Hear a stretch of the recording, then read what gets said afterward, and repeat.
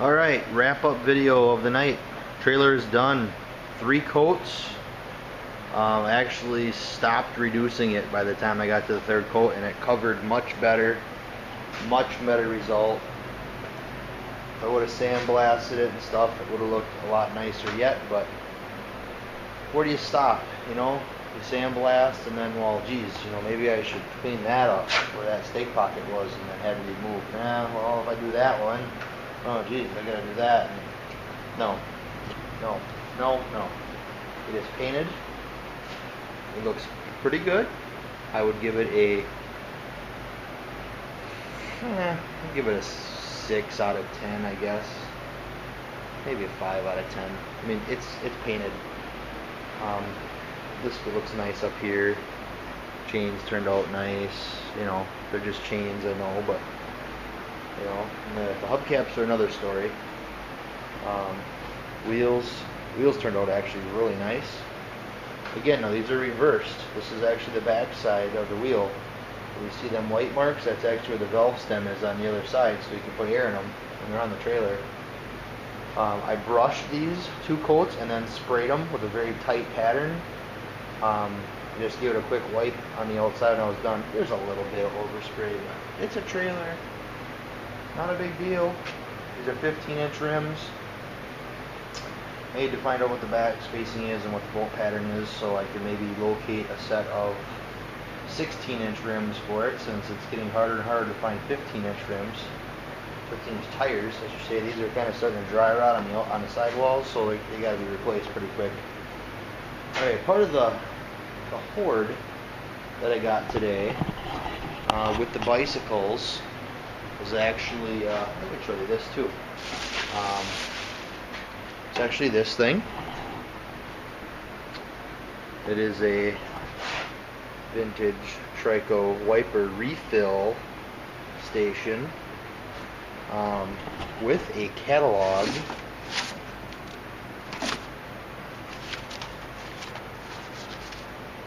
Check that out. Is that vintage or what? Specifications and sales catalog. Oh, cool, huh? Look at that. Wiper motors. This is, I gotta even look at a date on that, but came with some refills, and I actually have a whole bunch of refills. I'm gonna add to it. The cardboard drawers are actually in it yet. I mean, this is something that would have been at a service station, you know, back in the day. So I'm gonna clean that up. That's gonna go to Iola. Thinking probably $100 bill on that. Somebody's got to have that in their garage for sure. And then I got these wheel covers. Don't really have any sets, unfortunately, but this is a pretty nice one off Buick Wildcat. I'm guessing probably I don't know, mid-60s, I would assume. This one is Pontiac.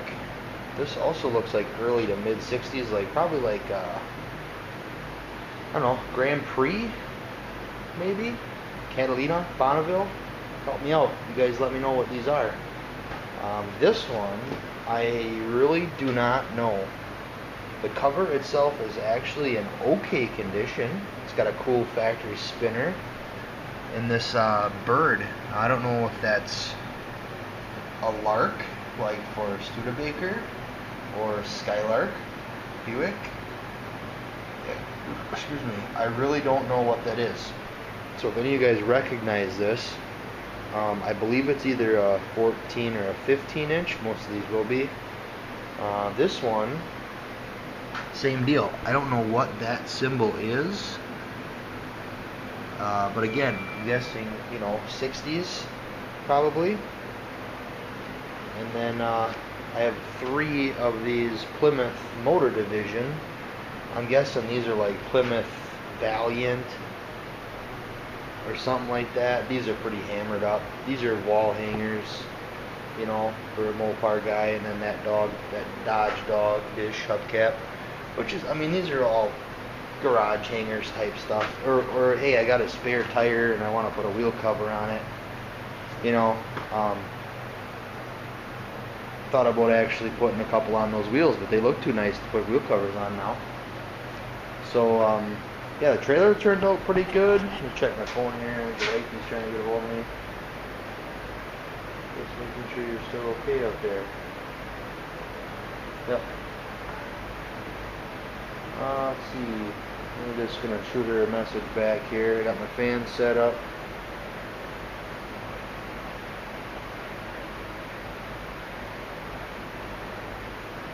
Let's see.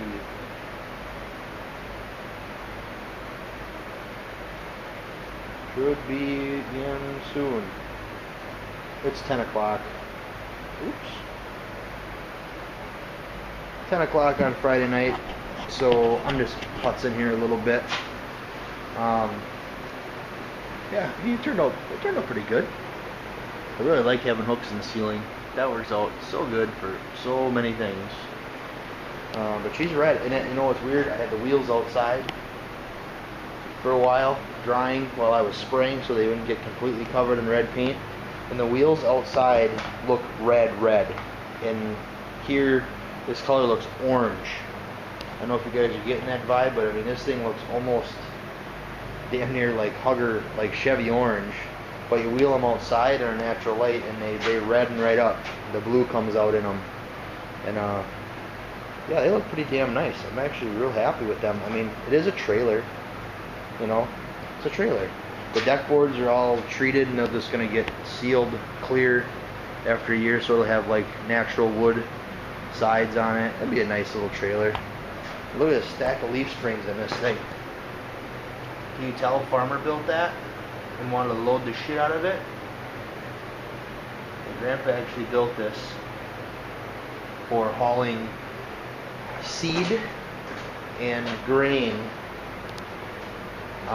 to and from the feed mill, and for this went behind one of his tractors and was out in the field, and it actually took like seed corn and stuff to the planter and whatever else for seeding. But this trailer was built specifically for hauling heavy loads of seed. So you can load this thing so full of like gravel or sand, and it'll take it. And actually the tires that I want to put on here, I'm going to put some LT tires on here, like a lower range E or something like that, because my dad loads the shit out of this thing. I mean, he'll put, you know, landscaping gravel and whatever, but he'll put,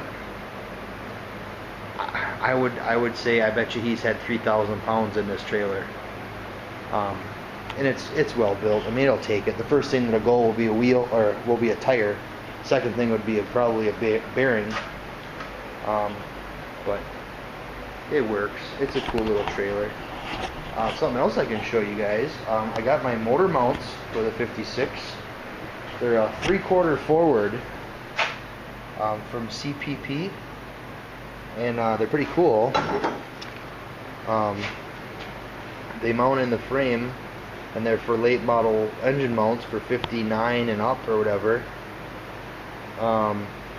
Made specifically for 55 to 7 car, and they move the engine 3/4 of an inch forward to have clearance for the HEI distributor, which technically is not factory in this car, of course, but the engine that I have runs, and it has an HEI in it. So I'm going to take a hit on points, I'm sure, for being authentic 64 or older show car. But with for now, I'm leaving it. I also have a 1963 or 64 intake manifold, factory 4-barrel intake manifold for that 350 that I'm going to swap over eventually, and then put on the stamp style Chevrolet script covers to make this thing look older. But my first priority is actually to get everything in the chassis, get it running in the car, and then those modifications I can make you know, the first winter after it's together. I can do that as a winter project in here, just, you know, pull the valve covers, pull the intake, and then if I want to put in a original style, non-HEI, big cap cover, and then put like a Petronix or whatever that is called in there to make it look more authentic, I would do so. Yes, I know my dipstick's going to be on the wrong side, but is anybody going to know that? Maybe. Let them, I guess, whatever. I couldn't pass the deal up on the engine and transmission that I got. So that's what's going in here. And man, I keep looking at them red wheels and I imagine them under this car. Steel wheels, man. That's what it's getting. Steel wheels, painted body color, whether they be white or orange. Probably going to be orange. So I'm going to let the fans run in here tonight. I'll take the window ones down, but the two that I got on the floor, I'm going to let them run tonight. Keep air moving around this thing because it doesn't have a hardener in it, but you know, it's setting up okay. Oh yeah, look at this. What traps flies better than anything else? Sucker. Bill's gonna stay in there till morning too. He planted himself. That's his own damn fault. So, alright. I think I'm gonna call it a night. Tomorrow, depending on weather. We'll see. I've got a lot of Iola stuff to get ready. I should start packing the camper. I should start getting the truck ready. I ordered a starter for the truck for the HD. Needed a starter. Got that coming off of eBay. Sorry, local parts guys, but you can't compete with that price. You just can't. I've got a hood and fender that has smoke damage for a late model Silverado 2500 that I want to get busted down and in primer before Iola, because that's going to Iola with me. I have got a bunch of Iola stuff. I really didn't think I had that much this year. I think I have more this year than I ever had. I may have to make 2 trips. Or maybe confiscate some space in my father-in-law's truck when he meets me here. For bicycles, probably. I'm going to have those bicycles, if I decide to sell them, which I probably will. At least attempt to. So yeah, here's one last look here. You know, like I said, this trailer's a little rough, guys. You can see this was an accident. Oops. There was a stake pocket there, and obviously it did not clear the tire. So Grandpa went ahead and got the flame wrench out, removed that, and put it there to clear the tires. But other than that, I mean, the thing is solid. You know, it's really solid. I love these old trailers. Everyone you see has always got a round main beam in them. Look at this Koblenz here. But you know what? It's held up 50 plus years. And I was telling my dad, you know, why can't we let's put a 2-inch coupler on there. Let's put a 2-inch coupler. It'd be so much easier to use and it would be so much quieter to pull and blah, blah, blah. And he says, nope. That hitch is on there for a reason. So that's the way Grandpa wanted it, because it's a farmer hitch with a pin. And he said, besides, if they had a 2-inch coupler on it, everybody'd want to borrow it. And that's true.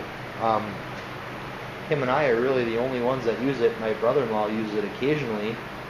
Yeah, nobody ever comes over to ask to borrow the trailer because nobody likes a farmer hitch, apparently.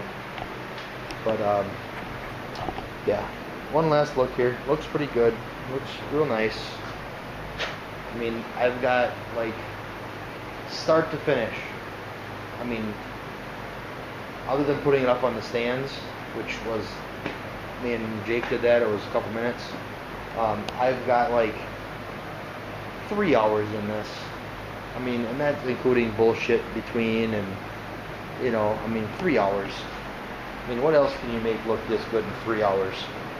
And I did open the second quarter paint, so there is approximately $25 in materials in this thing. So for 25 bucks, 26 bucks, whatever, less than $30 in materials, and it's done. put the wheels back on tomorrow and wheel it outside. Hopefully it's sunny out, let her bake in the sun a little bit, and I'll get those other parts in here and show you those. The truck that they came off of was next to a garage that burnt down, and as far as I can tell at this point, the metal is actually not warped. It's just the paint peeled. It got hot enough to peel the paint, but not down to metal, just down to the E-coat. That truck had prior damage, and that same hood and fender had been replaced with OEM sheet metal, and it only baked the paint off down to the black OEM E-coat. And if I get into it and it's all warped to hell, well then it's going to go in a scrap iron dumpster. But they're definitely saleable parts. They're desirable parts. The fender will fit half ton, 3/4 ton, and 1 ton from 07 new style up to 13. The hood, I believe, is 08, 07 or 08 up to only to 10 or 12. There was something, must have been something different. But I'll show you that stuff. It's pretty cool. I'm just gonna buzz it down. I got some epoxy primer here. You know, I'm not gonna try and get much for them, but I gotta get something for my time and my material and transportation. If I don't sell them, fine. I'll inventory them for the shop and I'll sell them to the next guy. It was just not cost effective for our shop to bust them down to bare, prime them, paint them. It was easier just to replace them, and that's what we did, and the truck turned out awesome. It was like $7,000 damage on a Duramax crew cab. Okay, you can tell that I haven't had a video in a while. I keep rambling and rambling and rambling, but a lot of cool stuff to share. Oh, I gotta show you one more thing. I got a steering column, I think, for this thing. You may be seeing that when I was showing you this Trico box. What do you think of that? Yeah, it's a column shift. Yeah, it's a non-tilt. But it was free with the engine and transmission. It's out of a 79 or 80 Chevy van. I love it because it's a column shift. Room for one more passenger in the front. I don't have to buy a low car shifter. And it has the indicator on it and no ignition cylinder, but it does have a 4-way flash. So I may have to shorten it. I'm running out of time here, guys. I may have to shorten it because I'm not sure if that's going to be right. I should have grabbed the rag joint off of that van. I should have grabbed that. I may have to go back for that before it gets junked out. But yeah, that's a pretty cool score. And then the gas pedal with the kickdown switch for the 400 turbo transmission, TH400. So this thing is coming together. I'm gathering parts faster than I have in the last year, and with some funding from the Iola show, I will be able to really kick this thing into high gear. I have the frame now, I have the mounts, I have the engine, I have the transmission. I'm going to build a transmission cross member because it just doesn't make sense to spend $100 on a piece of tubing just because someone else said that they made it for me. Sandblasting is going to be the next big step. Frame sandblasted, car sandblasted, lots of priming, lots of painting, engine degrease, engine paint. I'll take you along for the ride. But it's going to be a fun summer. Going to get some projects done and maybe pick up a little bit of side work along the way. We'll see. So, alright guys, I got to get out of here. I've been blabbing. So have a great weekend. I'm going to try to bring you some videos tomorrow. I might not. We'll see. So, alright. Thanks. We'll see ya.